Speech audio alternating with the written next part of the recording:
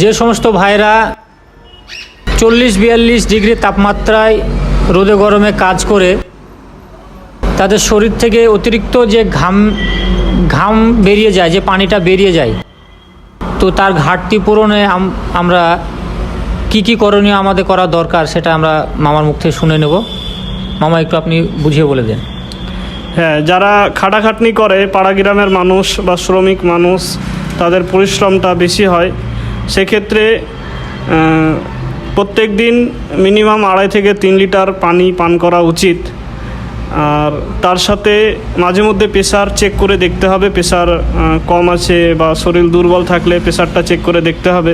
Pressure যদি কম থাকে তাহলে প্রেশার বাড়ানোর জন্য ঘরোয়া টিপস বা বাড়িতে আপনি যেটা করতে পারেন সেটা হচ্ছে প্রত্যেক দিন সকালবেলায় আপনি কাঁচা ছোলা ভিজানো 1 মুঠ খেতে পারেন। তার সাথে সিদ্ধ একটা ডিম আর কয়েকটা খেজুর আর 1 গ্লাস পানি যদি আপনি সকাল সকাল প্রত্যেক দিন খান, তাহলে কি হবে কি এই খাবারগুলোতে আপনার খুব তাড়াতাড়ি প্রেশার বাড়াবে। আর তার সাথে কাজের ফাঁকে ফাঁকে মাঝে মধ্যে একটু রেস্ট নিতে হবে। ছায়ার জায়গায়, ঠান্ডা জায়গায় একটু বসতে হবে যাতে আপনার শরীরটা একটু রেস্ট পায়। আর তো আমাদের চেষ্টা করতে হবে যেন টাইম টু টাইম খাবারগুলো খাই এবং অল্প খাবার, তার সাথে মাছ মাংস সপ্তাহে তো 2-1 দিন খেতে হবে।